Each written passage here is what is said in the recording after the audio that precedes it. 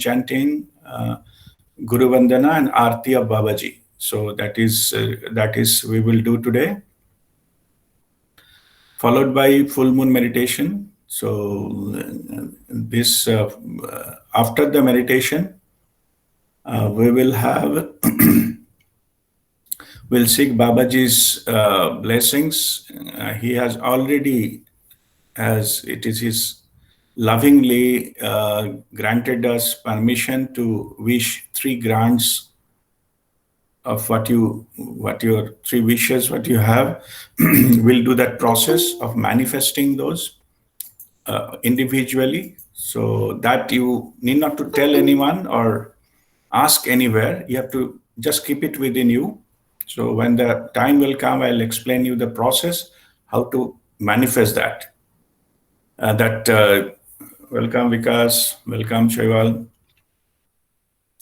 So how to manifest that, we'll have a process. So those of you attended the previous session, they can attend again, no issues. Okay, so you can have those 3 that wishes granted, and then followed by then we'll have Shanti Part and the closeout. So that will be the total program today. So we shall start with our learning session and satsang. So this is will be on the significance of Guru Tattva. So first, just to get a reminder that who is Guru, what does that Guru, the word means, and it can be recapitulation from some of you who are new into our group. That is for you to learn that this is, and then we can go further deep into that subject. So Guru has a 2 part, Gu and Ru. In Sanskrit, that means Gu means the darkness, and Ru who dispels it, who removes it. So Guru in the literally meaning is one who dispels the darkness. Okay, now the question is, what darkness? This is the darkness of ignorance. So ignorance, we normally don't consider ourselves as ignorant people. We are educated. We are, a lot of us having huge degrees and a lot of universities, higher qualifications, things like that. So this, we are not talking about that. We are talking about experiential understanding of the truth or the universal knowledge. Universal consciousness is the one from where everything is created. That is the universal consciousness, which is coming directly from universal consciousness, is called universal knowledge. And this, to get that downloaded directly, so that is your experiential understanding of that universal knowledge. So if it is not direct, then it is an interpreted versions, no matter who downloaded it. So those are indirect. We are not talking about that. Everything is indirectly acquired, like somebody else has downloaded and distributed, and you listen to it, read it. Those are called gyan. Means everything is knowledge in English, but in the Sanskrit, gyan means it is indirect, and pragya means which is developed out of that direct first-hand experience of universal knowledge, not everything. And once it settles, the truth settles on your own, then it is called pragyavan. And you can say in my spiritual name that Rishi Pragyanand. Pragyanand means who enjoys that pragya, which is downloaded, unfiltered, direct version of that. That is the aim to be achieved. Normally, we have given by our Guru the name, what you wanted to achieve, what is your goal, spiritual goal. So in my name, just in the context I'm saying, it is nothing to do directly with the guru. So Pragyanand means that, Pragya, and Anubhuti is experience without experiencer. If there is an experience and somebody is experiencing that, it is called Anubhav. आपका अनुभव कैसा है? That is the right question. But here in the spiritual domain, the personality should go. I, the ego should go. So what remains is a pure awareness. It is not about how somebody is feeling about it. It is what it is. It is difficult to explain in words. That is called Anubhuti. Anubhuti means there is no one there. It is pure by itself. That is called Anubhuti. So in the spiritual path, all our personality stuff, all ego stuff has to get dropped, and what remains is that pure awareness, the Anubhuti, the direct experience without any experiencer. Anyway, so now let me come back to the Guru. Already I told the meaning of Guru is who dispels darkness. Okay.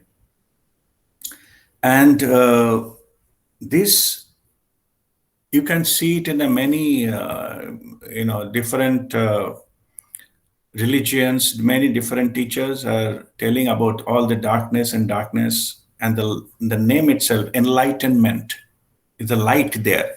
That is a light of awareness. And so opposite is darkness of ignorance. In Buddhism, they follow tamoso ma jyotirgamaya. Okay, tamoso means the darkness. From the darkness to the full of light, jyoti. Tamoso ma jyoti. Ma means me. Please take me from the darkness towards the light. And exactly that is the role of a guru. To bring from the darkness of ignorance, so to that, how to get that pure, direct understanding of the truth. Guru's job is not to spoon feed you everything. Just understand that. Guru is not there to download and serve you. Guru will establish the connection, and that's it. Then rest of the things will happen on its own. Means you can say in other words, like the process is just explained this way. Some people, they're awakened consciousness. So it can be told that their light are lit, like I said, as a lamp is glowing. And many people, their lamps are not glowing. So first step is to make the lamp ready. That is the sadhana when it comes. Then when a person with a lit lamp comes in contact with that somebody's lamp is not lit yet, come in touch with it, the light jumps over to the other one. If it is ready, it will start glowing. So this is this one lamp can lit 10 lamps without losing anything. Okay, that's why it is called that the lit lamp is a symbolism of a guru, and unlit lamp is symbolism of the seekers. They wanted to lit their lamp. So what Guru does, Guru brings his own light and come in touch. Only thing, the requirement from the followers, or not followers, the spiritual seekers, to get ready. If that the divine timing comes, Guru comes and try to impart that. If a lamp is not ready, it will not lit. Instead of oil, there is water, it will not lit. If lamp is outside down, it will not lit. So there are some duties involved here to all the spiritual seekers to get ready. And that's what also we taught, to get it ready. So when the divine timing comes, then that within an instant, it doesn't take time. Getting ready takes time, but actual process doesn't take time. It happens in an instant. Guru Kripa happens and the light is lit. So, and saying so, it is not that this kind of experiences cannot be given. Some experiences can be temporarily given. In fact, for every 6-step meditation and the final step, we go into that zone. And but the thing is, it is not sustained, because those where lamps are not lit, there it is a borrowed experience. In absence of that guru, that will not happen.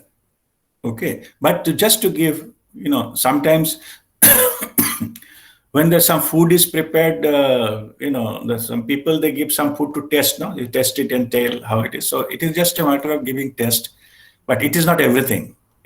So that is to inspire the seeker to go further onward. Okay, now this let me come to a little bit of practical things. Practical things about that. Most of the people think. Okay, now before I go to that, let me tell you what is Guru Tattva. Okay. See, Guru is just a representative of Guru Mandala. Guru Mandala is an entity, from where all these guidance are coming. It's a motherboard or server or whatever you think about it, but it is from there. In there, you have lifetime after lifetime on planet Earth. All your gurus and past gurus are sitting there. Even in this life, if you have any guru, they are all sitting there. So what they do is, like whenever you are ready, they have all the knowledge. So no, you need not to tell them what you want. They know your level, how much you achieved, how much you can absorb, and what is your level of awareness. Accordingly, they will send a representative to you. That representative will come maybe from unexpected sources, or somebody suddenly appear in your life, or suddenly will get a contact. Somebody will come and teach you something. That person is sent by the Guru Mandala. Okay, so only thing in that case, you have to say yes. You have a free will to accept that offer and not to accept that offer. It is always there. That free will is always there. You have always right. I sarcastically call it, you have a right not to know something. It is your right. Okay, in any form. I don't care, I don't believe, whatever you say it. You have full right to be ignorant, and be ignorant rest of your life. Nobody will pressurize you, or nobody will come with a marketing thing. Nobody will come with a convincing thing to be in the spirituality. Because this is something should come from inside. It cannot be imposed. Either you are ready or you are not. Okay. A lamp is full of water, it will not lit. Even though the guru comes in contact with that particular, the lit lamp comes in contact with that lamp. So it is not the role of the lit lamp to convince the non-lit lamp to fill the oil and change it and then get ready. It's not. It will just come and it will just serve and go. That's it. So in that sense, it will only, when you are ready, that guru will be sent to you. You may not find it attractive. You may not find it is good looking, or any criteria you have. He may find, he or she is not that knowledgeable, is not in my category, sort of thing. Okay, that is all your mind game. But Guru Mandala knows exactly what you need at that time. Yeah, I put it in a different way. I say, not everybody likes all types of food. Huh? Somebody likes, Mughlai food. Somebody likes, Punjabi food. Somebody likes South Indian food. Somebody like Mexican. Somebody Chinese. So in that, and we have also different types of food type. same thing, different type of preparations. We don't like the taste of that. Like if somebody offer me a beef burger, I will not take it. No matter how much they convince me it is very nutritious, it has got a lot of protein and this, I will not take it. As simple as that. So that means no matter what the content of the guru is, there should be some frequency matching. The language, that understanding, it has to come to the level matching thing. It is nothing to do with the guru. It is what taste you have. Accordingly, that representative will be sent to you. Here we are all sitting here, we are all educated intellectual people. So the guru who will come in your life will be an intellectual who has seen it and who is also educated, who can talk your language, who understand that professional commitments, who understand the family commitments. That type of guru you will get. You will not guru a which is Naga Sannyasi, say, because you cannot invite or communicate with that kind of guru. But there is no disrespect. That is a different path. Every day, if somebody offered you Mexican food, you will not able to survive with that. You don't need that. Okay, 1 or 2 times go to restaurant, have it, something is okay. But you cannot live on that. We have our own taste. No matter how people convince you, no, it has got a protein, carbohydrate, and this and that and all that. But still, you will not, if you don't like some food, you will not be able to continue for long. Okay. So that part of the question is that how I can find my guru? Answer is easy not to find. Only thing you have to be ready. Guru will come. When your inner call is there, that now I'm perplexed, I need to some way out, please pray to anyone you believe. Even during the initiation, I tell to whom you believe, you pray to him and her. Because everything goes to the same place. Everything goes to the Guru Mandala, actually. It is your idea of who is on the top, who is Dev, who is Devi, who is, the master or whatever, higher entities. As per your thought pattern, as per your conditioning, you are asking, and nothing wrong in that. Only thing, what initially the guru wants to get connected to that divinity. It all ultimately goes to the same source. Whether it is this religion, that religion, doesn't matter. Whether you pray to Jesus Christ or Gautam Buddha, it doesn't matter. It goes to the same place. Same energy flows through as a divine flow. And that divine flow of energy is called Guru Tattva, which comes from the Guru Mandala, which is custom made for you. As I said, the Guru will come who is right for you, who can give at the right time, right kind of knowledge based on your requirement and your level of awareness. Even class 5 student, some PhD guide comes and gives some lecture on calculus, then nobody will understand anything. The purpose of the class is ruined. Even though the teacher who is who is a PhD guy is highly educated, no question about that. So what I'm saying is, it is only your idea about higher and lower, that spoils the broth.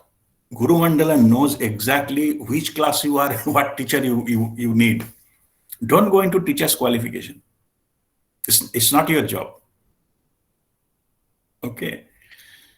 If somebody comes to you, it is sent by that Guru Mandala. Again, I'm saying you have a choice to accept or reject, but you don't need to choose. You are not competent to choose. Like in the school, as a class 5, say, I'm giving example, class 5 student doesn't have a right how the teacher selections are made. What should be the qualification? For that there is a board. Here is Guru Mandala is that board. You don't have to bother whether Guru Mandala is working properly or not, or they are corrupt.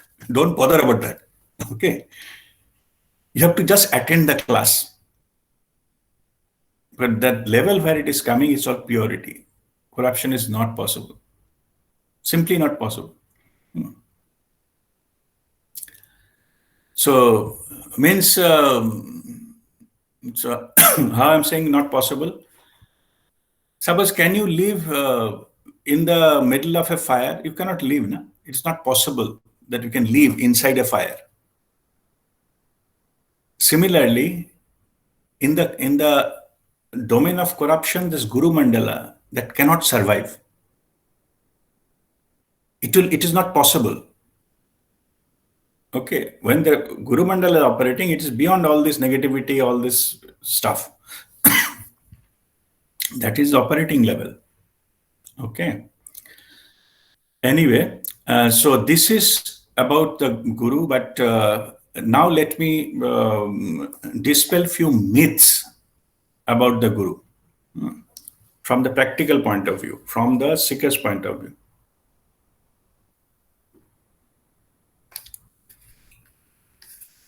First of all, you need to understand. I know, and many of you heard stories. So many people got cheated in this Gurudom by somebody in the name of Guru and all those things. See, thugs are there everywhere, every profession. The cheaters are there everywhere. That does not mean that the original, that subject doesn't exist. What happens is this. So how can I identify that the person is this, cheated and thugs and thing and not the genuine? First thing you see whether it is personality cult based or it is surrender based, like it is a giving connection to you.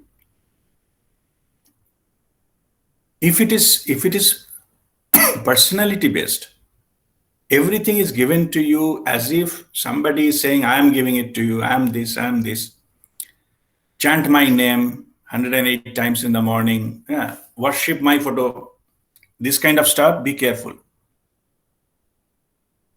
Okay. It is a Guru Tattva, flow of energy from Guru Mandala. It is flowing through that Guru. Guru is only conduit. Guru is not the source of that. If anyone claims that it is source, it is coming from me, it is dangerous. It is another ego. It is just those masters, true masters, are saying, even this knowledge does not belong to me. It is truth. Blessings doesn't belong to me. I am not blessing you. Somebody, higher up, Guru Mandala is blessing you. You are getting healed. I am not healing you. I am channeling healing for you. The moment any kind of I-ness has come, Guru doesn't exist there. And on the other way around, as I said, you have to bow down to the Guru Tattva. Okay, the flow. So right kind of framing is, I bow down to the Guru Tattva flowing through you. That is correct. And that, from wherever the flow comes, suppose you learn something, suppose you learned Kriya Yoga. You have to bow down not to the personality, to the lineage, the flow. You received Kriya Yoga, say, from me, and I have received from Guruji Brahmarshi Prem Nirmal. He received directly from Babaji. The one you learned. There are a lot of Kriya, by the way. There are many Kriya techniques, not one. What you learned is called Nirmal Kriya. That one, that particular technique, so it came from Babaji to Guruji, Dr. Premji Nirmal, then through me, and then to you. Okay, this is your lineage. So you have to be respectful to this lineage, not a person, not to me per se. I have not created it. Okay.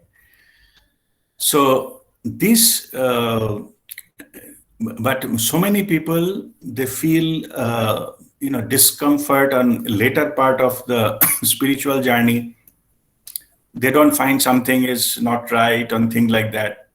Just if you analyze, then you realize that they are concentrating on the personality, not the Guru Tattva. If you depend on a personality, there is a chance of getting cheated will come, or liking, disliking will come. Because anybody in any higher master in spiritual body, physical body, will have limitations. We'll have opinion, we'll have likes, dislikes, things like that. Okay. So don't put your physical, from whomsoever that's the channel you are getting this, in ideal position and compare with ideal thing. Maybe he said something we didn't like. It is possible. Because that is the version of personality. But when you receive that, the Kriya Yoga itself, or the direct first-hand knowledge, those are channeled.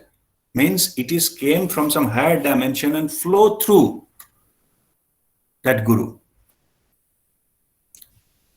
There is no personality involved here. Okay, so you need to take what is in the Guru Tattva and drop the personality factors. It is your duty to distinguish between two.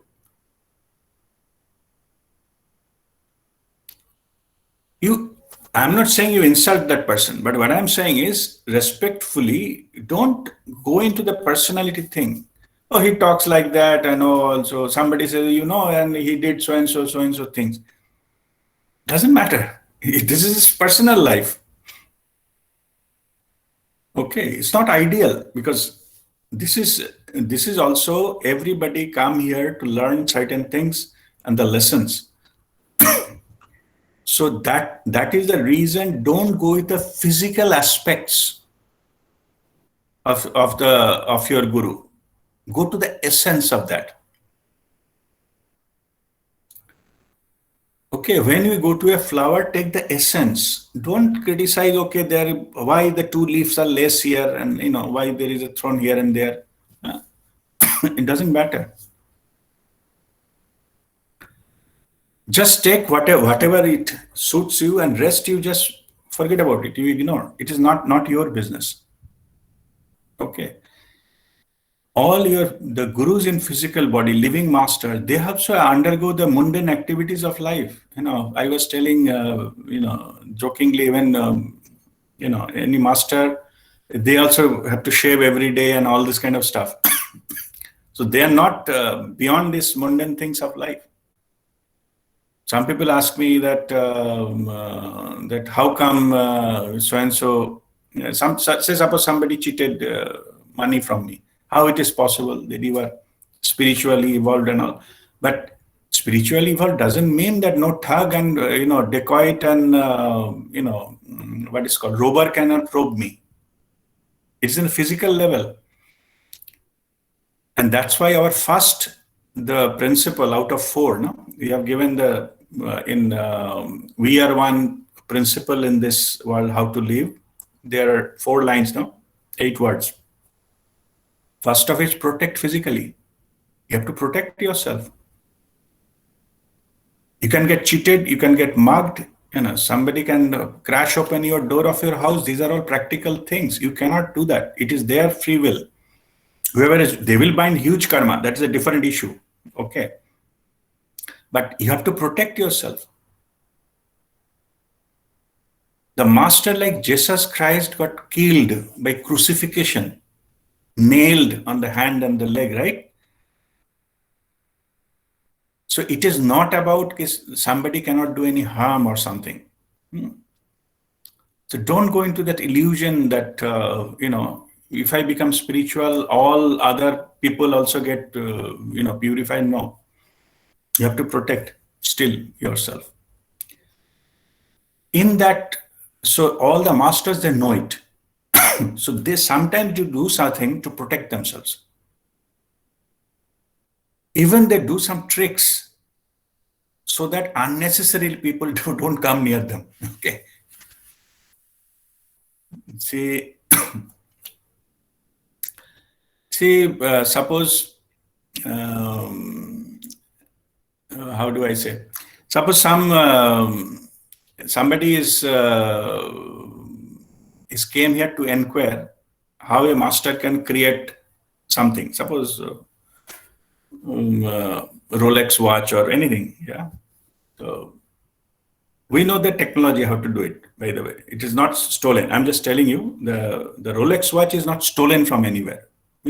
Somebody might have gifted to him. He kept it in a room, so he can do that molecule by molecule. It can be shifted in the hand, and that he can present to anyone. That is what normally happens.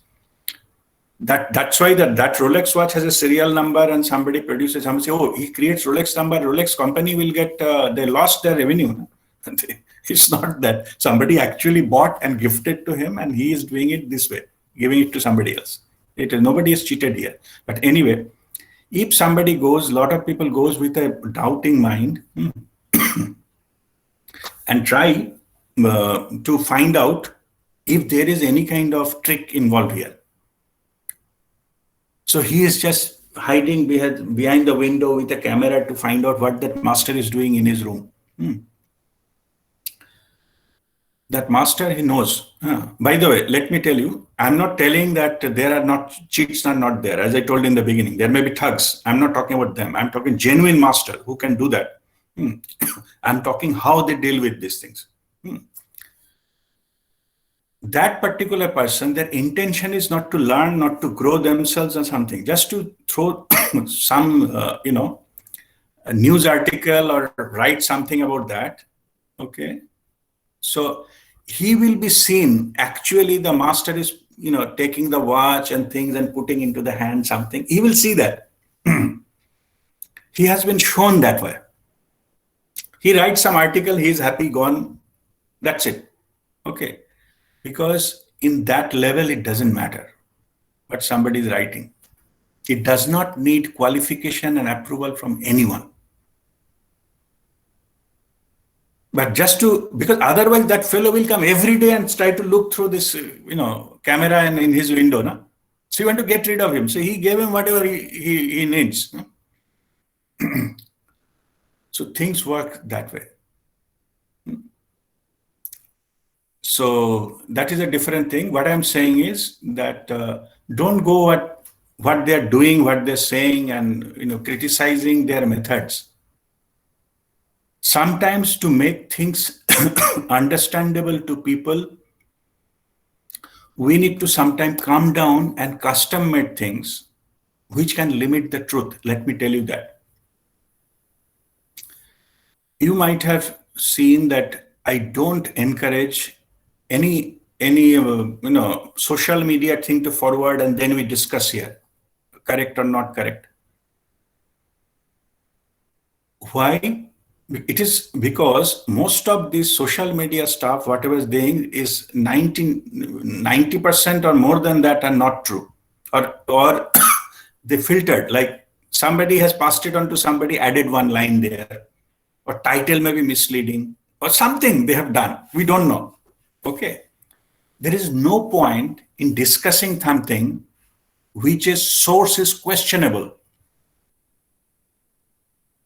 It is not direct experience. We can discuss if you have some direct experience.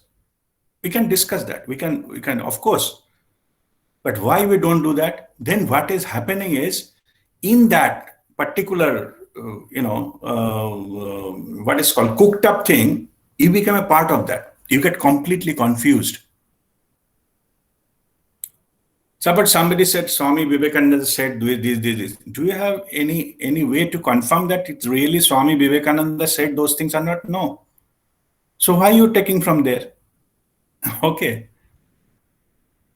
Take from some source which is authenticated. Okay. If you really wanted to know what Swami Vivekananda said, best way to meditate and communicate with him. He is there in the other dimension. I communicated with him many times. It is a different issue. I had some past life with him. Do it directly. No? You learn how to do that. Go to that state and communicate. It's very well possible to communicate with the masters. Question answer, not pray. Pray is one way, question answer. There are many in our group also that develop that ability to communicate with the higher dimensional masters. Question answer. Ask a question, get answer. So why you depend upon this media and thing stuff? You want some clarity, you get it. Okay, so that is the way. And why I'm saying is, it is not limited to that. Even if you see our so-called policy type of thing written there, we also discourage you to discuss scriptures here. Discourage you to discuss what other master says. Why is that?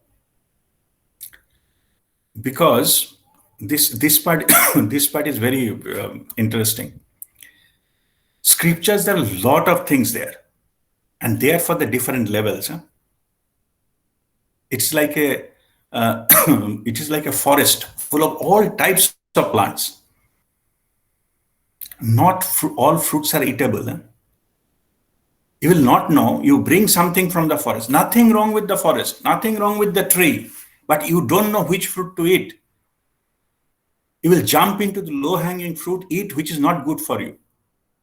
You may be that class 5 student, clinging on to the PhD student stuff. That will confuse you. I have seen people in my own experience that drop out from spirituality. They got completely confused. This scripture says this, Gita says that, oh, Bible says this, Quran says this. Get lost all of this. It's not important. What is written where? And which master said what? It does not matter. The truth is, it is confusing you. As your guide, it is my duty to cut short of these things, even though it is scriptures, even though it is told by the masters. It is not about them. It is not about that. It is you. You are contaminating your path. You are complicating your path, my dear, by going into all those things. Discussion about why so-and-so clause has been written in Gita. Forget about that. You have to simply follow simple instruction towards your enlightenment. After your enlightenment, you will know it all. Then you read Gita, then you read Quran, then you read Bible. It will be fully understandable to you. Oh, I see. The way I explain is, you already reached to the peak of that mountain. Now you can see all the paths coming from which direction. So don't fight when you are not climbed yet. You are at the bottom of the mountain. You will not see the other part of the road. No? That's why you're fighting, and that is not the time to fight. Wasting of time. You get confused. So that is why, see, it is also, I'm explaining why this is, it is also explaining that it is also role of your guru to prepare the path for you in the jungle, in the forest, show you the path to way out. Not to get stuck into every lower hanging fruits on the way. That fruit is not good for you. Something may be poison. That's why. So it is nothing to do with the truth. Truth is, everything is true. All scriptures, what is written is true. But you are not yet ready for that. And that's why it is.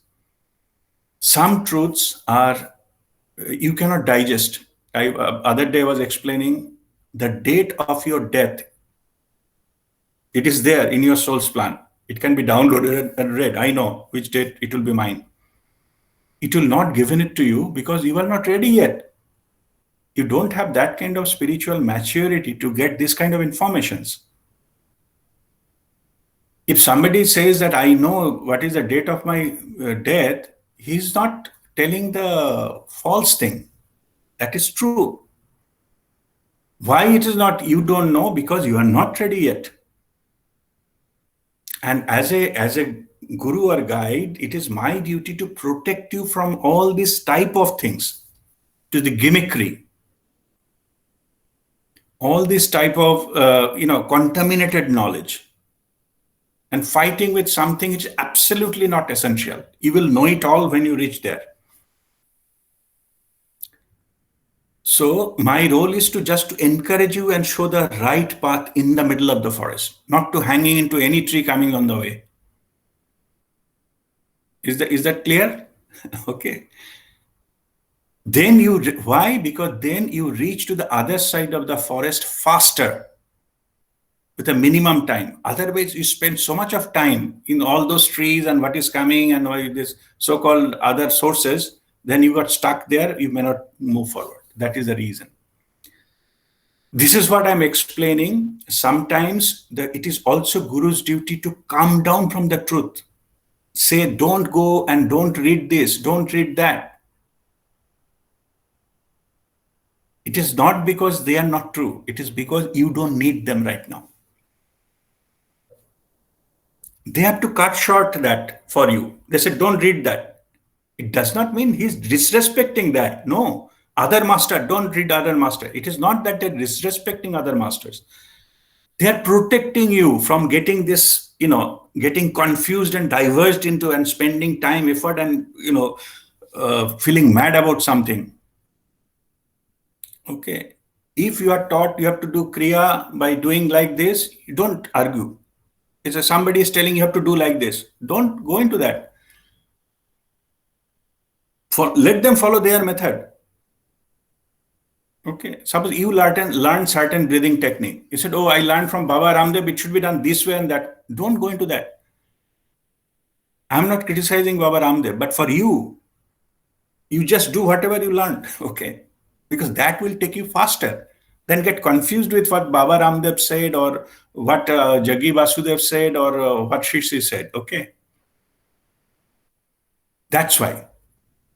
I have full respect to them. But for you just follow whatever you learn. It does not coming from the ego that I get annoyed, I teach you something, still you are getting from them. It is not that. Okay. It is not that. It is for you. Also, this issue, I see another issue comes about the brand name. Okay. People, they want looking for a guru, they want a big brand name. I'm so and so, connected with so and so.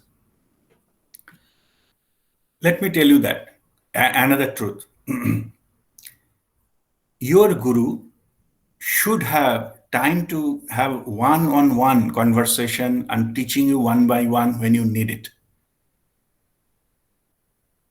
Okay, if somebody does not have time one-on-one for you, okay, frequency, I'm not saying daily, but at least few days in a year, or whenever you contact, you should respond some reasonable amount of time. If you don't have that guru is not fit for you. Nothing wrong with that guru. If to get an appointment, you need, say, few months' time or 2 years' time, or to make the appointment faster, you have to pay certain amount. So you have to pay $5,000 to take an appointment with some master. That master is not good for you. That master may be great. What you are praying for is the brand name.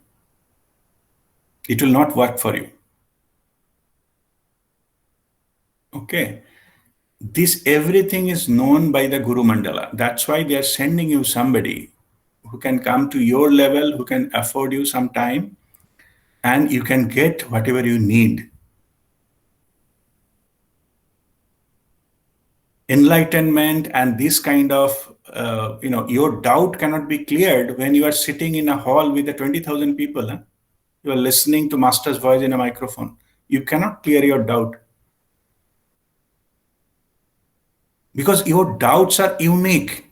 You need a custom-made solution. Otherwise, you become one of the public. Everything is there. Everything is written in the scriptures. Everything Master tells are correct. But it is not good for you.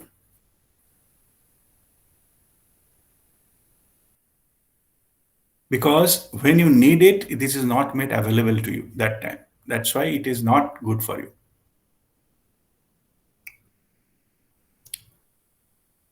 So be careful not to go with the brand name.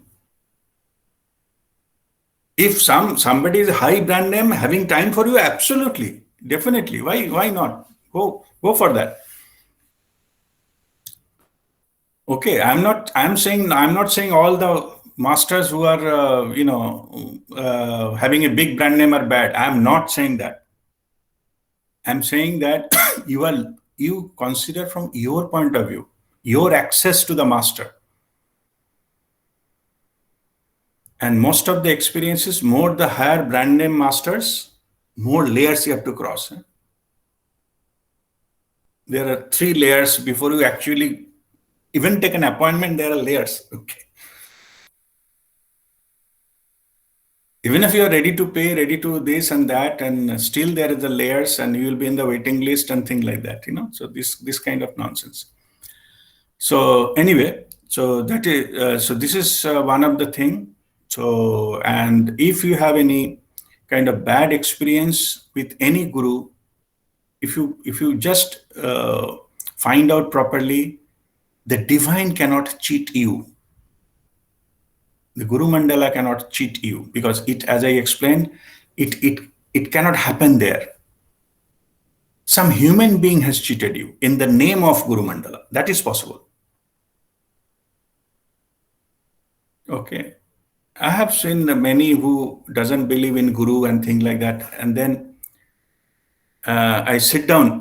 I normally don't try to convince anyone because it is their personal choice. But some cases when I sit down with them, understand what happened, ultimately come down to the thing, okay, in the childhood, there are some guru they were following, and their mother used to follow, parents used to follow some guru, and that guru cheated them. After that, this whole family, they have, given a complete disrespect of any guru whatsoever. Okay. So I said, look, here, where you show me where the divine has cheated you. Some person has cheated you, no? Money, whatever. They promise something that he has not given you, or whatever. But divine cannot cheat you. You drop that person, not the divinity. The reason is there is no way out. It is our own exit path from this planet Earth, the spirituality. This kind of thing, getting cheated by thugs, are there everywhere. Okay, so don't get stuck with that. Try to keep your eyes open. Try to see that, which path you are following.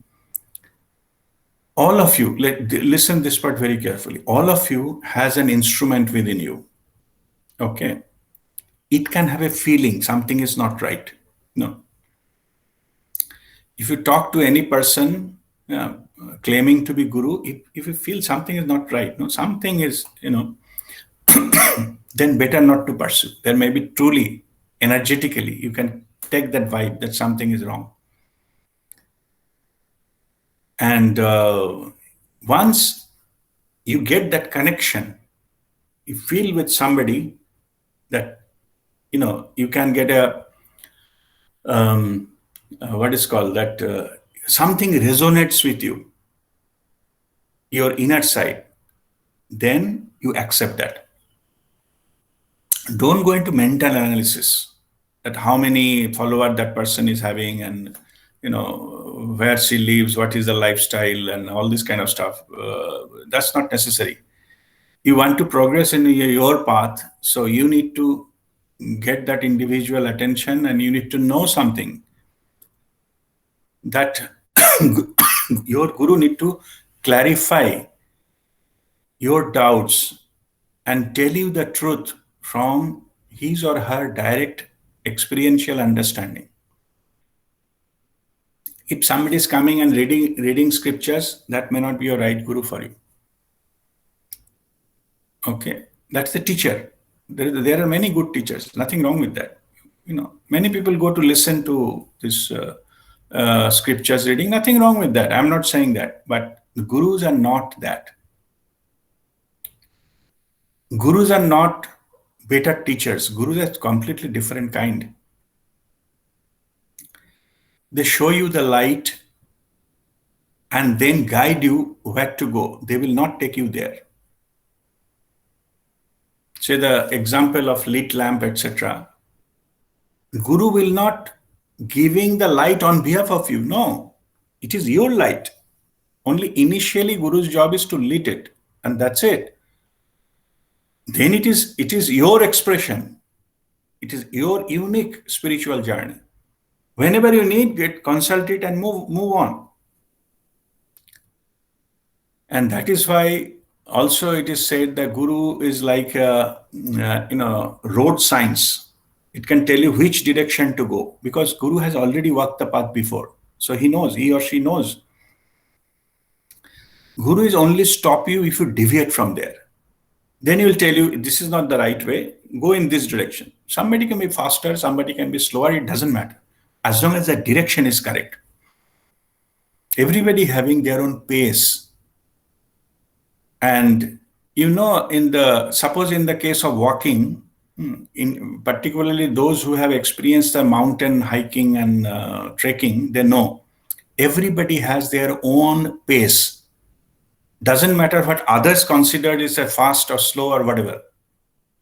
If you break that, if you don't allow somebody to go walk with his or her own pace, that cannot reach to the destination.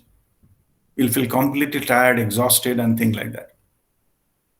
So those who have done this mountaineering trekking, they know everybody is given the liberty to walk on their own, at their own pace. And everybody reaches destination. Somebody did earlier, somebody a little later, it's all fine. But if you try to match your pace with others, there will be desynchronization will happen and you will be getting very tired within 1 or 2 kilometers. Same here. Your guru knows exactly where your pace is. And it will be providing guidance accordingly. It will not try to break your pace because if your pace is broken, you cannot even walk a single mile. So that is why also any guru who is in your best interest discourage you to compare among yourself. What is your progress? It doesn't matter. The other person walking his or her own pace. You are walking in your pace. Only Guru had to ensure you are walking at your own pace, not copying from anybody else. Because it will be detrimental for you. That's why. Whoever is faster, slower, doesn't matter. As long as at the end of the day, you reach to the whatever 15, 12 kilometers away the next camp is, you reach there and that's it. Your destination is reached. It is more important to reaching to the destination comfortably rather than doing some competition and getting tired in the midway and drop out. Then some other people come with a stretcher to take you out. That's not the way. Okay, so respect your own path, your own pace. That's why when somebody asked me, Guruji, how I'm going, I said, all fine. Because I don't see anything abnormal in that. You are truly fine. Back of the mind, saying so-and-so got this, I'm not getting this and all. It's all nonsense. It's a mind game. You are actually fine with respect to you. Okay, only your guru had to ensure that you got get distracted, either overjoyous comparing with someone or frustrated with comparing with someone. Both are equally not welcome, not acceptable on the spiritual journey. All right, another important thing is which I write, it is so important. I have written in my introduction also. What is my understanding of the spiritual journey? Or who is your best guru? Your best guru is your soul consciousness. Your soul is with you for lifetime after lifetime. It knows your past births, definitely this birth in the past. It knows what is the purpose of this life and how it is going to. Which is your life path, where you will be succeeding, everything is there. There cannot be any better guru than your inner guru. That's why it's called inner guru, your soul consciousness. External guru's job is only to establish connection with your inner guru, so that your inner guru can guide you moment by moment. Every moment you need not to bother about, you need to apply your brain that what should be I doing and not doing and this and that. You have to simply surrender to your higher self and get guide. Unless until you call, you invite, it will not interfere, because there is a free will contract. With your free will, you have to invite, please guide me moment by moment. When that channel is established permanently, I call it's a broadband connection, 24/7 connection.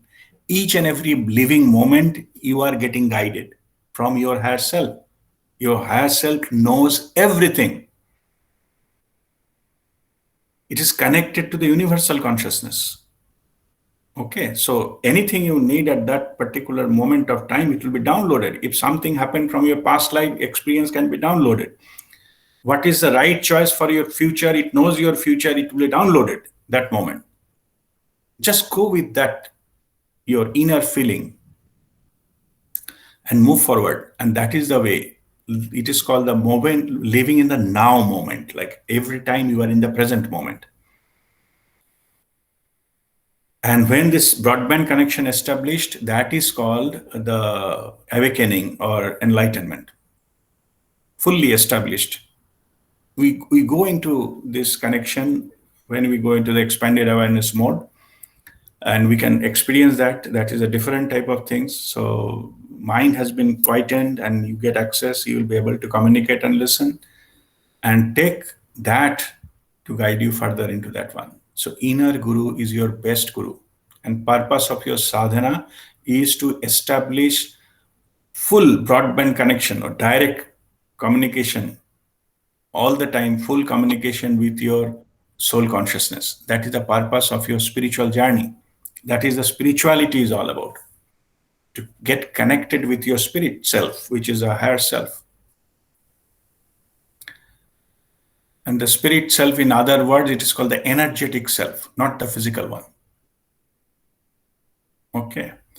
So connect with that bundle of energy and then get guidance from there. So that is called the inner guru awaken. So you have any, that completes the satsang or learning session. So you have any question, you can ask me.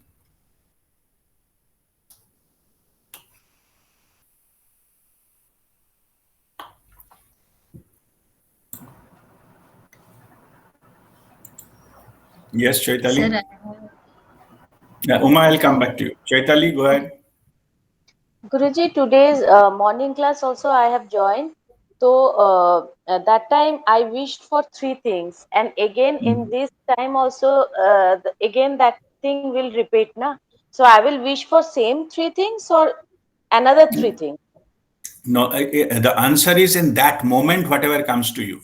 That is the right thing for you. It may be same, may not be same. Doesn't matter, basically. Or in other words, you don't have to ask the same three things. Okay. Whatever comes in that moment, you ask for that. If same thing comes, you ask same thing. If different thing comes, ask different thing. Okay. Go with that moment. You will be guided by your soul consciousness. Just now I explained. No? Only thing you can say, what is your best interest, give it to me. Because sometimes what you ask for, that may not be your best interest. Okay. So it is so-called spiritually smart. It is a spiritually smart is oxymoron. But if you are spiritually smart, you say, whatever is in best interest for me, let that be manifested. Okay. Okay. Okay. Thank you, Okay. Guruji. God bless you. Uma, go Guruji, ahead. I want to say one more thing. Oh, one more. Okay. Yeah. Yeah, this is not a question. I am showing my gratitude for your healing and Babaji's healing. That today's class I am sitting. I'm not supposed to sit, but today I'm sitting here for doing this Great. meditation. Thank you God for bless that. you. God Thank bless you. you. Yeah. Thank you. Uma, go ahead. Namaste, Guruji. Guruji, Namaste. what the question is, what's the quality a seeker should have? The quality. Oh, what If quality should seeker? quality of the teacher should be not teacher, guru, you mean? Quality of teacher is a huge knowledge, collected knowledge. But the guru, who is a guide, Seeker. She Seeker, said seeker. seeker should have. or seeker. Oh, Seeker. sorry, I heard teacher. I'm sorry. No, that's a good question. See, the seeker first and foremost is that you have to listen to whatever the words are coming out of your guru's mouth, because guru is connected. Okay, it is not guru is telling. You have to accept that, as it is called guru vakya satyam. Means if you have any create any kind of doubt, then whatever actually you need will not reach to you. Okay, so that it is important, two things you have to maintain. One is clarity of your mind, or better if there is no thought in your mind, so that there is no analysis going on. And secondly, love and gratitude in your heart. Those seekers get maximum who are connected with the guru. And that connection, best connection, is love and gratitude. Pure love I'm talking. It's none of the love normally people use. None of them. It is a pure love. Okay. So that is the best way you can get that knowledge. And practically speaking, don't, stop asking any question. You have a right to ask the question to your guru. If you need to even test your guru, do that in your own way. But end of that, like I gave example, Ramakrishna Paramahansa in his below his bed, Vivekananda, his name was Naren that time. He put one coin below his bed to check whether he can sense that money or not. Okay, and Ramakrishna came after taking bath and sat on the bed. I said, "It's too hot." Then he came. Okay, I just put that coin to test you, but it's okay. It's nothing wrong to test. Okay, but make sure you learn from the test and move forward. You get benefit from the test. Don't get endless cycle of doubts. There may be something wrong there. Something wrong with you. Okay, you test few things. One, you are happy, go ahead. Okay, then you accept. You have a right to test. Of course, yes. So this is the thing. Another thing is the quality what every seeker should have is called Sheva Bhav. The feeling of service. Even if your guru is not asking for it, you can serve in whatever way we can. Okay, you can support. You can spread this his teaching to others, and bring them in. Not to bring them means not physically. Motivate them that something is here, so that other people also get benefited. Okay, and also you can give your service as a time, or you can start something like meditation centers or something in your whoever needs it to follow that. You can have some conduct satsang and call your guru to speak to them. What you can do means basically it is just spreading that awareness. Be part of it. So whether you can afford to give this, somebody can say, okay, I don't have a time, but I can afford only in the money. So that money also, if given for the mission, okay, but to establish something, those are all those things. That is all so-called guru karya that followers can do, that to support the mission. Again, don't confuse with the personality. Don't say I'm doing it for him. No, you are doing it for the mission, for this channel to flow, for this Guru Tattva to flow. Okay.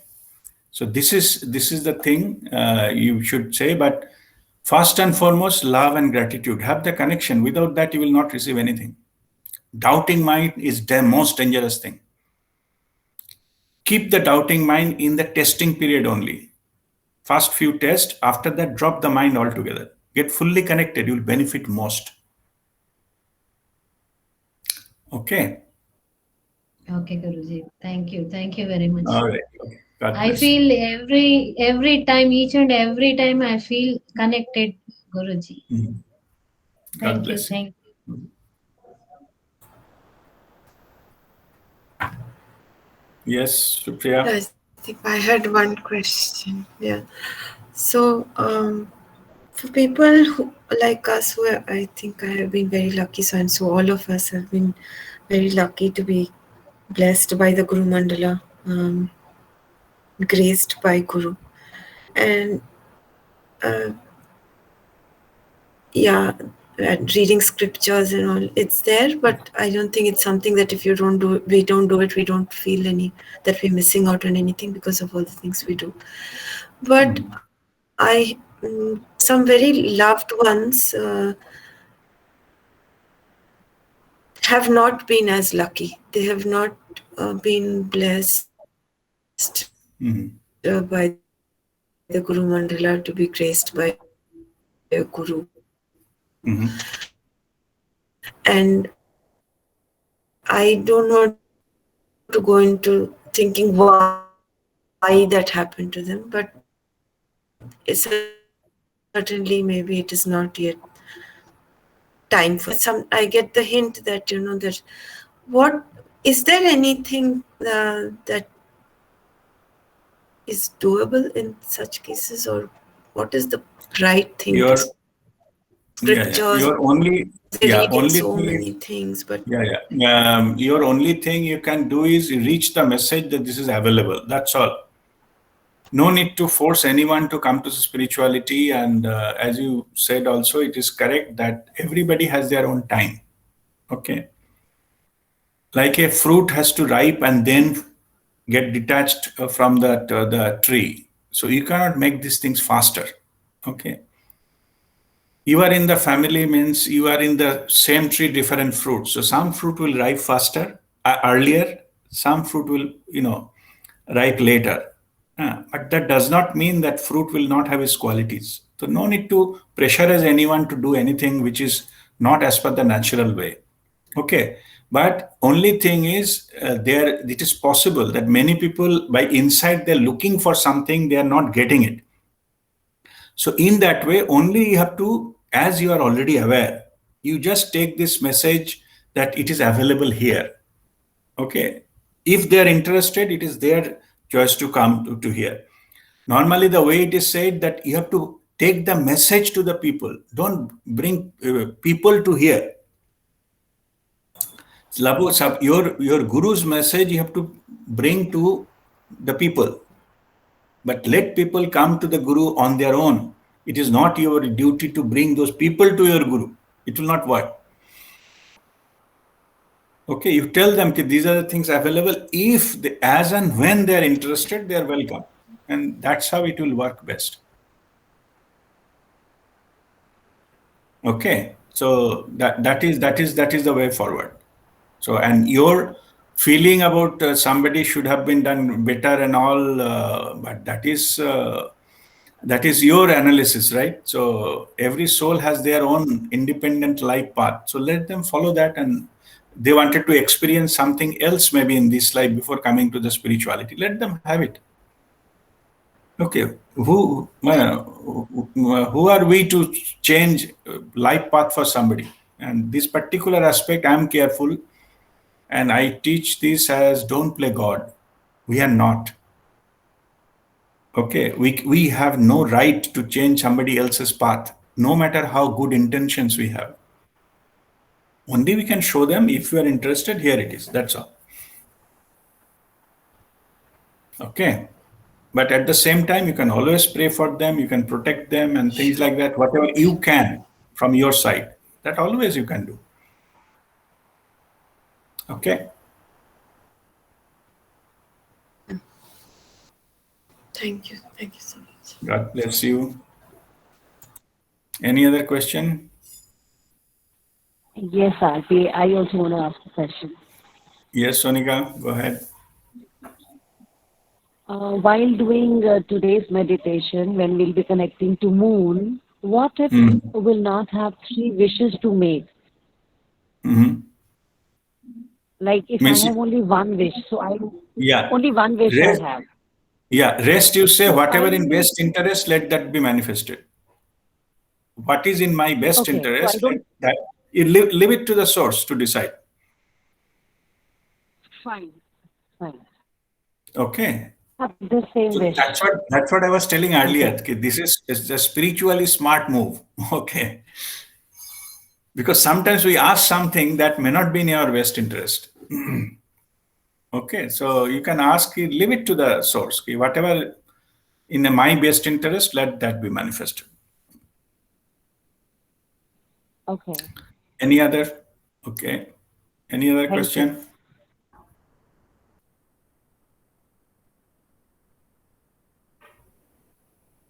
Vijay, we were asking earlier some questions. Now we said in the next session or something we'll discuss. What is that?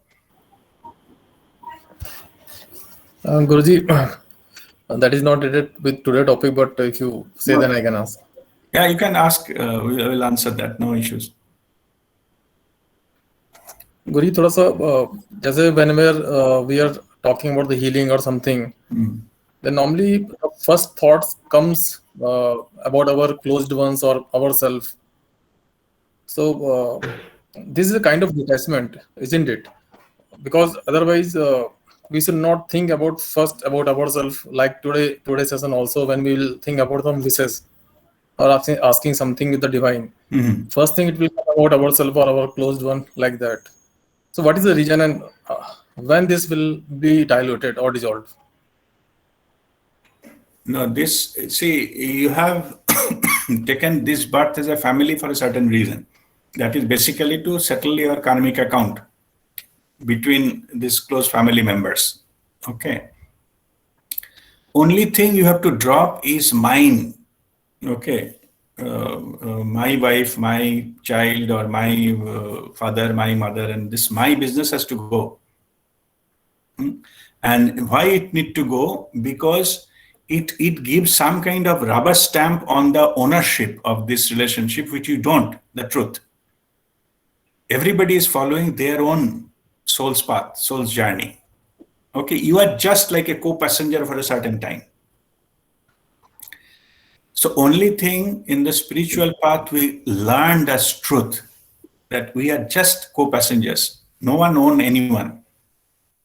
So in that sense, I can only, just like when Supriya asked that question, I explained that you can only reach the message and leave it there.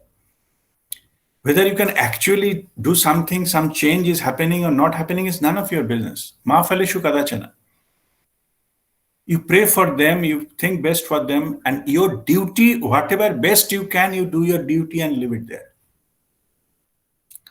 You need not to be ideal. You need not to see that what actually they are facing it. Everybody come with their own soul's plan and they have to undergo that. No one can change that, in fact. Okay, unless they themselves start taking attempts to do that, then it's a different issue. They also ultimately come to the spirituality, then life gets transformed. But that cannot be imposed from outside. Okay, you do your bit and leave it there. It's difficult to leave it there because of the attachment you have. But that is in their best interest. Okay, give them the freedom to walk their path their own way. That's why I was giving example of one tree has a different fruit. It ripes at a different time. So not necessarily when you expect that particular fruit to ripe, it is getting ripe at that time. It not necessarily be. Allow it to have its natural path, natural way to ripe.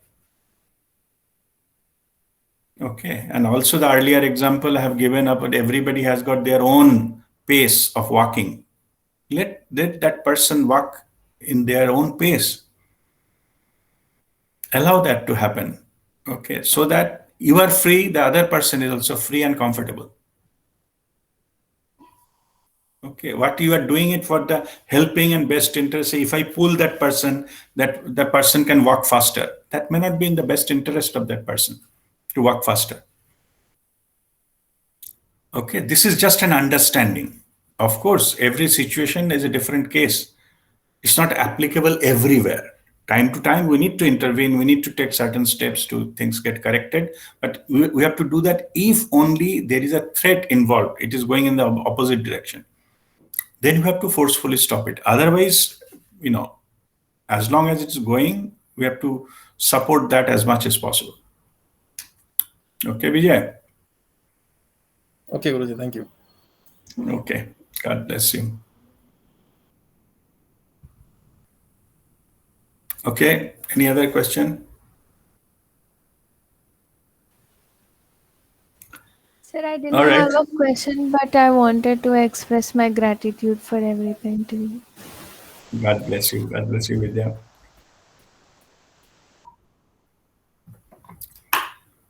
All right, then we'll go into our second part of the process. So with Aarti and Om chanting, Guru Vandana, Aarti, and then the full moon meditation. So it is not 6-step meditation. It will be only the 6th step we will meditate. Then we'll go into that granting of the 3 wishes from Babaji to manifest 3 wishes. And then we conclude with the Shanti part. So I will just close my audio video here. I need to shift my laptop from here to my puja place. So just, yes, Shaival, you wanted to say something? Yes, Rajdeep, I mean, the direction of the moon. So last evening or night, our time, you were instructing those in India and maybe other parts of the world in the Eastern Hemisphere to kind of focus on the eastern sky, right? Yeah. But the moon has now moved to the, relatively, Earth has, because of the mutual revolution. Now it's on my west. Yeah. So it doesn't matter. But when we do this, you also look towards the east side. You are daytime now, right? Yeah, east will be the sun, but yeah. I just checked the moon position is 290° west. It doesn't matter because that is the direction of moonrise. Okay. In technical term, you will not be doing full moon meditation now. You'll be doing just meditation. Okay. Yeah. Okay. So don't bother where the moon is actually right now. Okay. Okay. Okay. Sure. That's why I kept special session for that, last night for you. So that you can connect to the moon. That time, the actual location of the moon was important. Yeah. Okay. Sure. Okay. And now it is not important. You just look at the east, even though the sun is there instead of moon. Doesn't matter. Okay. So now, with your permission, can I share our experience from last night towards the end, or is it too early? Okay. All right. Okay. Share it then. So I'm not doubting anything. I got clarification from Rajdeep. So 3 of us, my wife and my younger daughter, were in the main level doing the meditation, and my elder daughter was upstairs in her bedroom. And towards the end, we heard distinctly the conch shells, like the Sankotin. So so I thought, in this country and who is, so I thought it's me, my illusion. Then when we came out, my younger daughter and Sharmishta also said the same thing. Both of them heard that. So we clarified with Rajdeep last night. And I was thinking that someone in the group may have used the conch shell then as a mark of auspicious celebration. So if that's not the case, and Rajdeep confirmed also, he also didn't hear anything coming from the participants. I just wanted to share that with all of you. Thank you. Thank you for everybody's presence. Thank you. I'm grateful. Okay, God bless you. So we'll now, I will just switch off my video for just a minute to arrange it, to shift it to the other side. So just give me a minute, 2 minutes to do that, and then we'll start with on my puja side.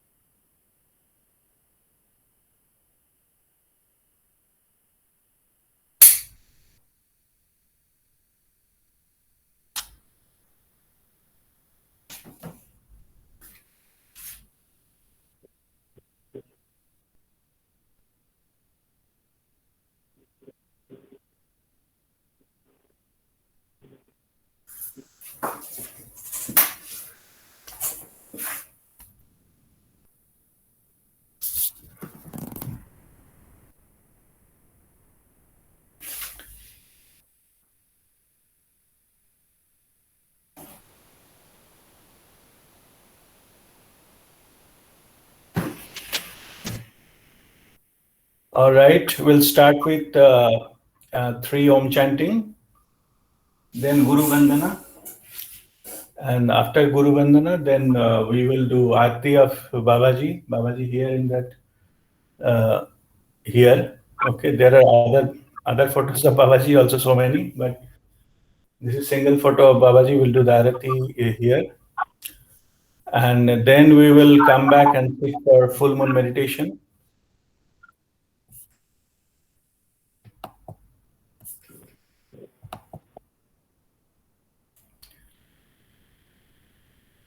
And after that, the full moon meditation, you have to sit facing towards the direction of the moon. Particularly those who are in India, just find out where the moon is. You need not to see the moon directly. If you can see it, it is a better, but at least you sit in the direction of facing that moon. And then at one point of time, I will ask you to connect with the moon, means the third eye and the moon will be in the straight line, which will be connected. And then we'll do the process of manifestation at the end of the meditation. So that is the process here.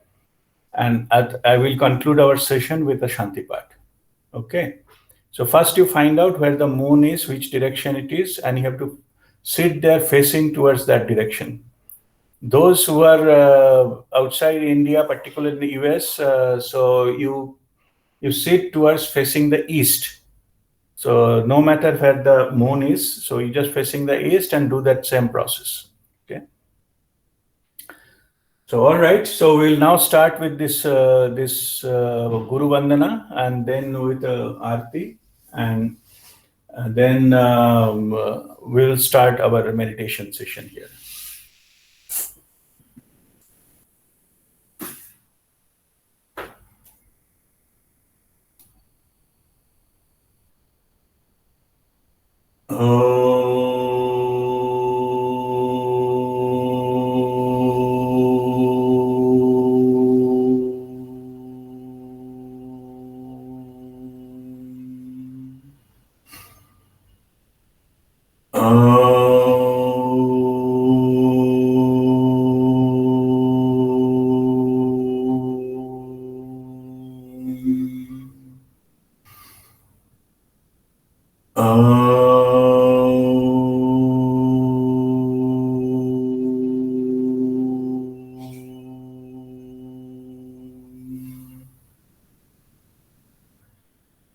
अखण्डमण्डलाकारं व्यापं येन चराचरं तत्पदं दर्शितं येन तस्मै श्रीगुरुवे नमः। अज्ञानतिमिरान्धस्य ज्ञानाञ्जनशलाकया चक्षुरुन्मिलितं येन तस्मै श्रीगुरुवे नमः। गुरुब्रह्मा गुरुर्विष्णु गुरुदेवो महेश्वरः गुरु साक्षात् परं ब्रह्म तस्मै श्री गुरुवे नमः। तस्मै श्री गुरुवे नमः। तस्मै श्री गुरुवे नमः।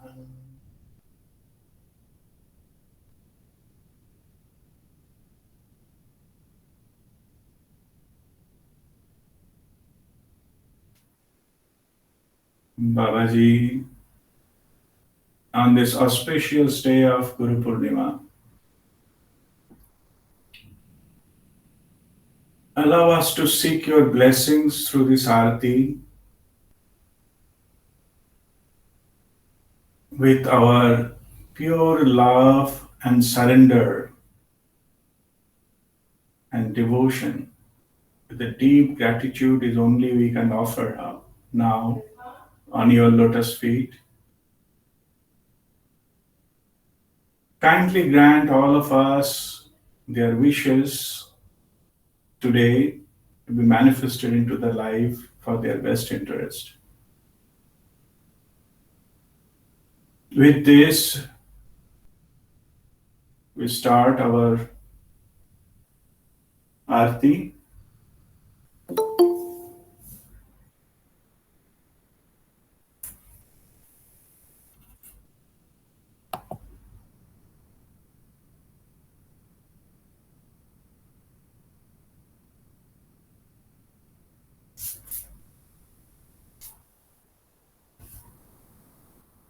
Om Mangalam, Omkar Mangalam, Guru Mangalam, Guru Pad Mangalam. Om Mangalam, Omkar Mangalam, Guru Mangalam, Guru Pad Mangalam.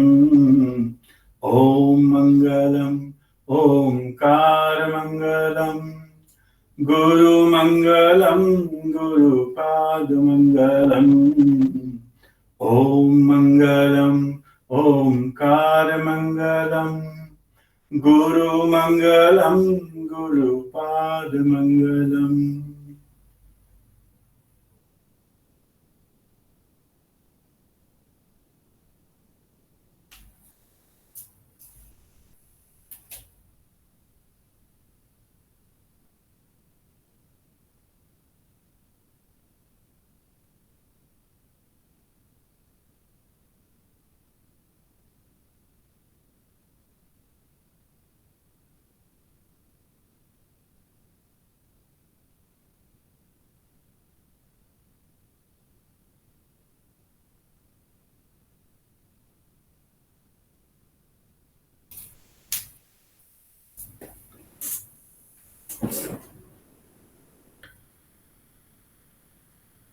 Now you sit down for full moon meditation. And connect with the moon, your third eye, and the moon should be in one line.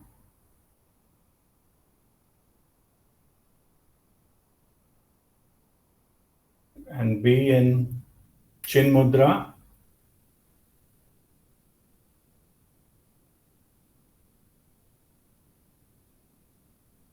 So once we get connected to the moon, express our deep gratitude to the moon.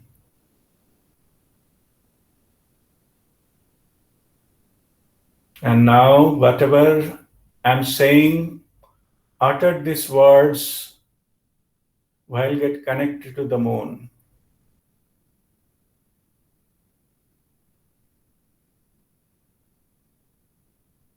You are the witness of our soul's journey on this planet Earth. You are with me for lifetime after lifetime. From the mineral kingdom to the plant kingdom to animal kingdom and the human birds. All the time you are being witnessing our activities, our lives on this planet Earth. You are the witness of all our karmic accounts, all our deeds, all our aspirations on the spiritual front, and everything. We now request you to lift all the karmic burdens, whatever has been created, under your witness, to set us free for our ultimate spiritual journey towards enlightenment.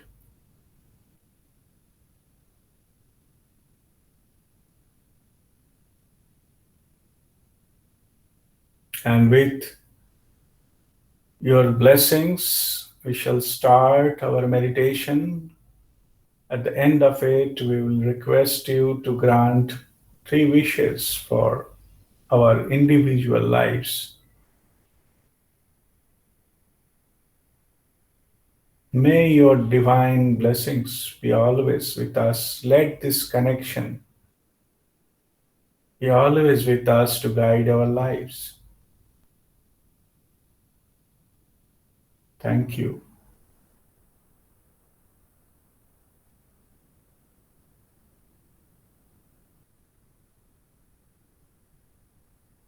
Now we shall be doing the 6th step of meditation, which is Vistarit Jagruta. Connect with your heart and feel the heartbeat internally.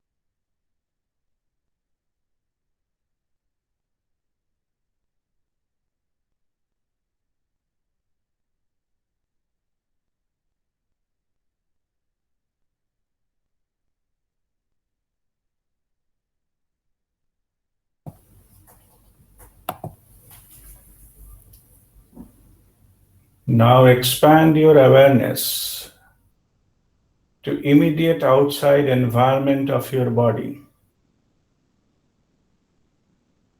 Feel where you kept your feet.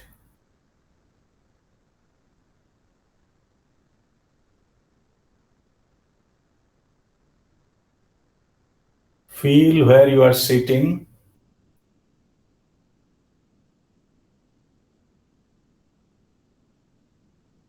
Feel where you are resting your hands.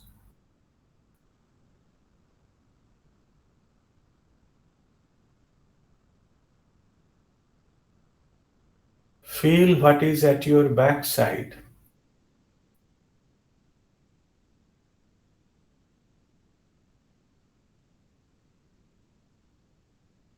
Feel the air coming and touching your skin.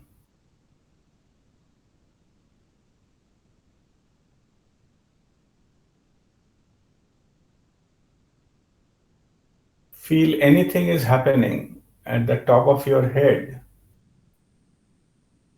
at Sahasrara.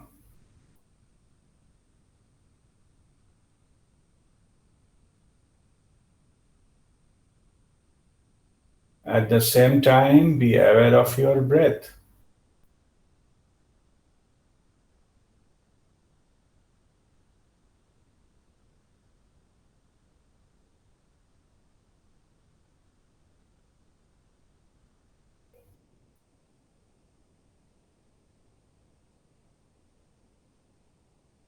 Now go back to your feet again and start refreshing all these awareness points like a second round.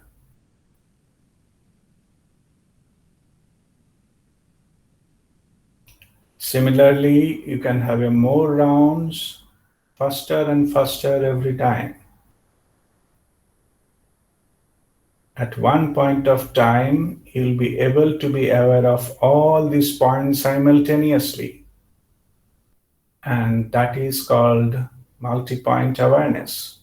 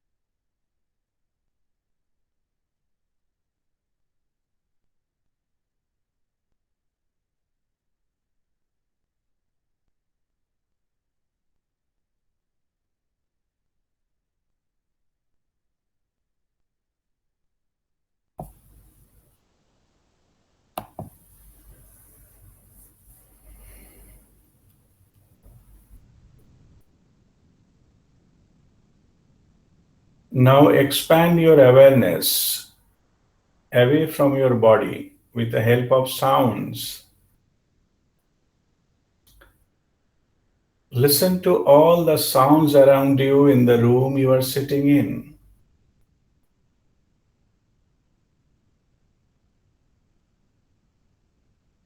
That sound can come from any direction, so rotate your awareness 360 degrees.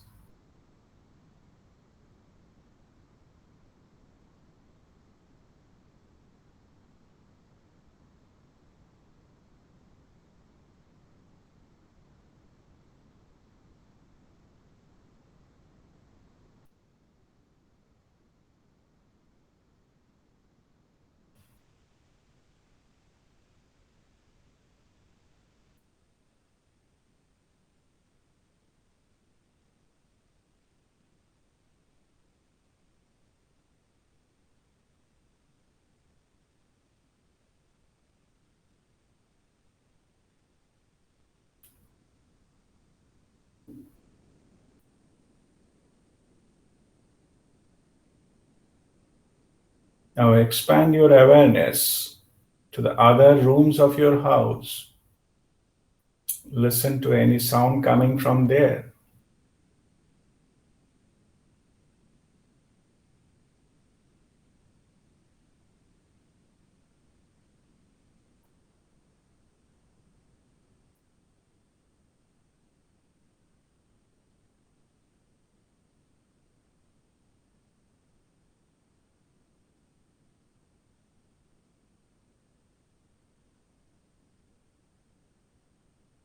Now expand your awareness outside your house. Listen to any sound coming from other houses of your neighborhood, other buildings of your neighborhood.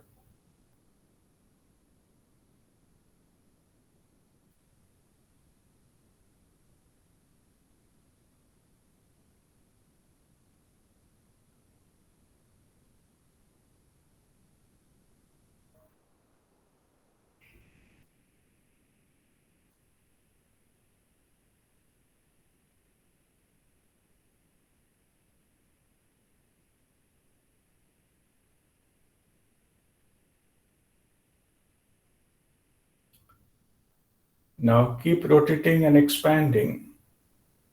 Go to the streets. Listen to any traffic sound is coming. Likewise, keep expanding till you reach infinite in all directions.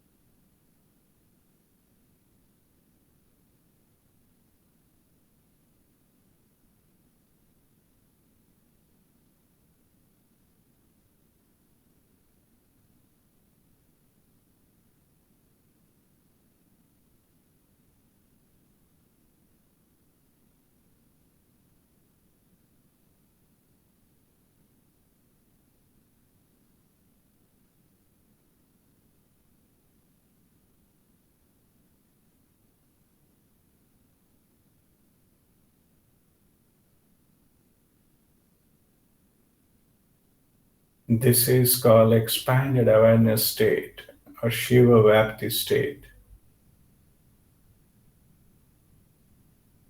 This is the state of your soul consciousness or inner guru.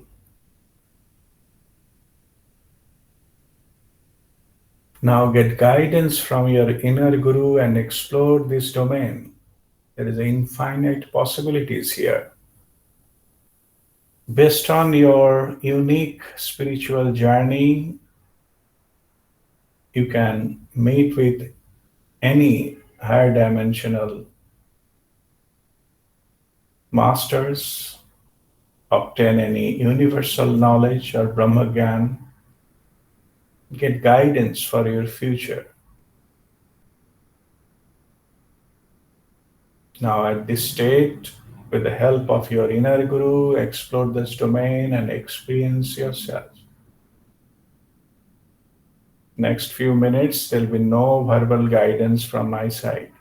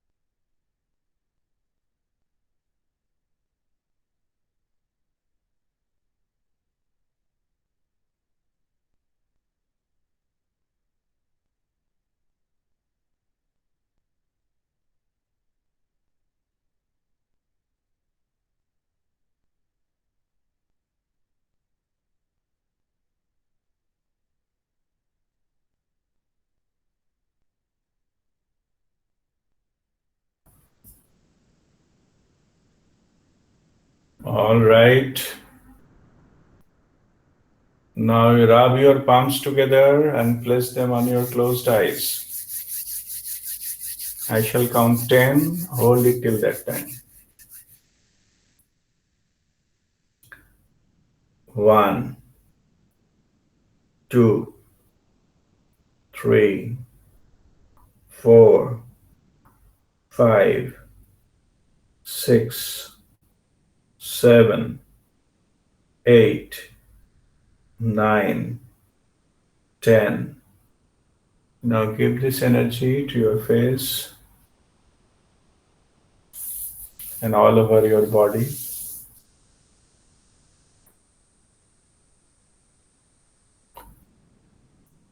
Now look at the moon and connect with your third eye. Now it is a manifestation of 3 wishes. With the blessings of Babaji, we'll get that manifested. Your third eye and the moon should be in the same line.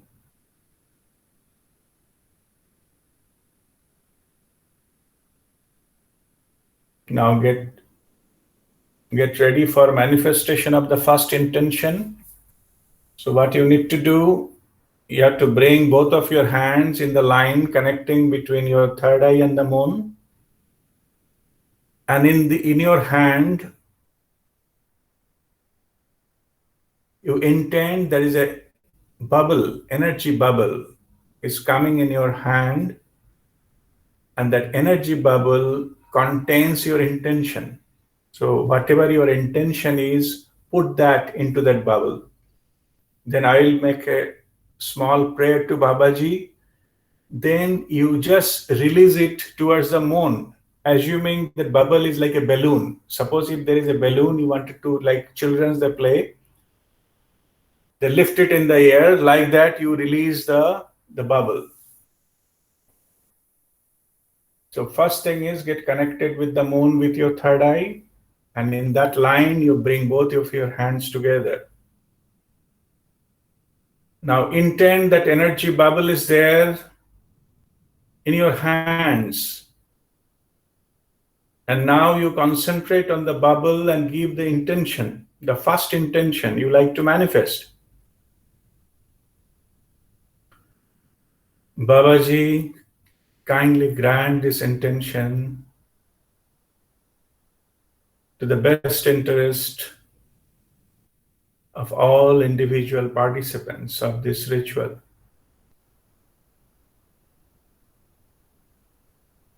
Let the divine be done. So be it, so be it, so be it.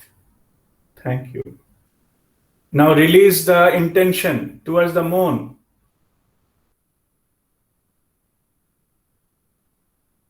Thank you. Now get ready for the second intention. Connect with your third eye with the moon. Bring your hands together in that same line. Now intend that energy bubble is there. And now put your intention into the bubble. The second intention, what you want to manifest in your life.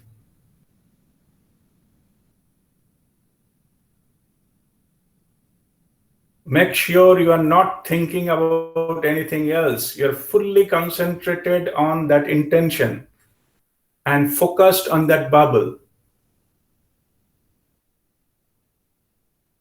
Babaji, kindly grant this intention and manifest the result instantly. So be it, so be it, so be it.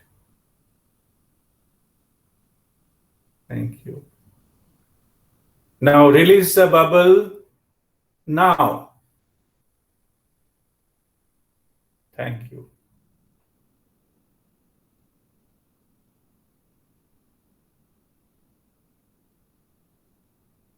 Now get ready for third and last intention to be manifested. If you have more than one intentions left, then package them all together and put it into the third. Connect with the moon with your third eye. Bring both of your hands back again in the same line between third eye and the moon. And intend that energy bubble is there on your hands. And put the third intention into it with fully focused attention into this bubble.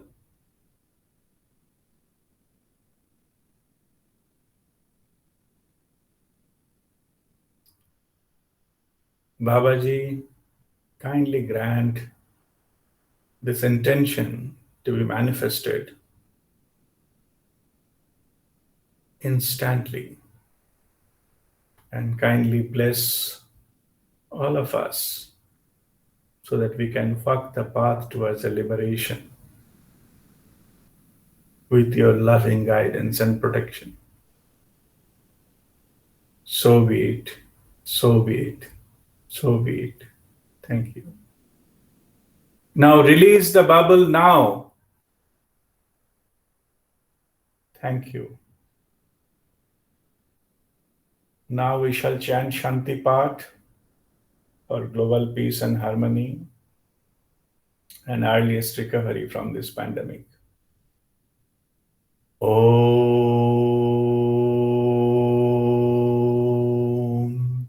Sarvesham Swastir Bhavatu Sarvesham Shantir Bhavatu Sarvesham Purnam Bhavatu Sarvesham Mangalam Bhavatu. Om Sarve Bhavantu Sukhino. Sarve Santu Niramayah. Sarve Bhadrani Pashyantu. Ma Kaschit Dukha Bhagavet. Om Shanti Shanti Shanti.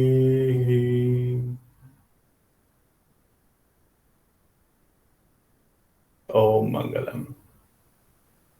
That completes our session today.